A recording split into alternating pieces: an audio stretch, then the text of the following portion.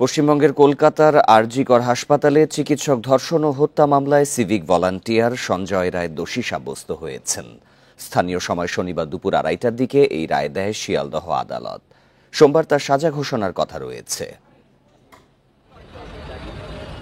কড়া নিরাপত্তার মধ্য দিয়ে কলকাতার শিয়ালদহ আদালতে নেওয়া হয় আরজি কর হাসপাতালে চিকিৎসক ধর্ষণ ও হত্যা মামলার একমাত্র অভিযুক্ত সিভিক ভলান্টিয়ার সঞ্জয় রায়কে।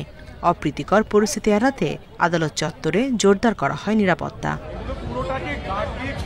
বেলা 2:45টার দিকে সঞ্জয় রায়কে দোষী সাব্যস্ত করে আদালত। এ সময় বারবার নিজেকে নির্দোষ দাবি করেন সঞ্জয়। তার একার পক্ষে এই কাজ করা সম্ভব নয় বলে দাবি করেন তিনি। তবে বিচারক সাফ জানান, সঞ্জয়ের বিরুদ্ধে সব অভিযোগ প্রমাণিত হয়েছে। সমস্তটাই এভিডেন্সের উপর নির্ভর করে।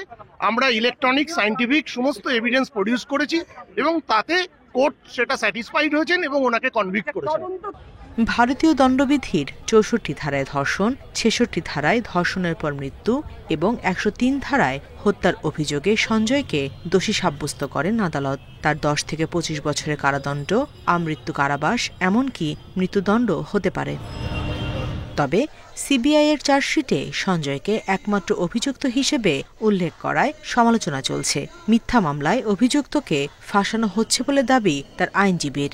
ভয়াবহ এই ঘটনায় সঞ্জয় একাই জড়িত তা মানতে নারাজ নিহত চিকিৎসকের পরিবারও। অবশ্যই লুকানো হয়েছে, লুকানো না হলে তো এতদিন আমার মেয়ে সঠিক যারা যারা অপরাধ করে সামনে চলে আসবে।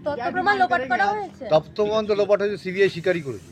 2024 সালের 9 আগস্ট আরজি কর হাসপাতালে নারী চিকিৎসককে ধর্ষণের পর হত্যা করা হয়।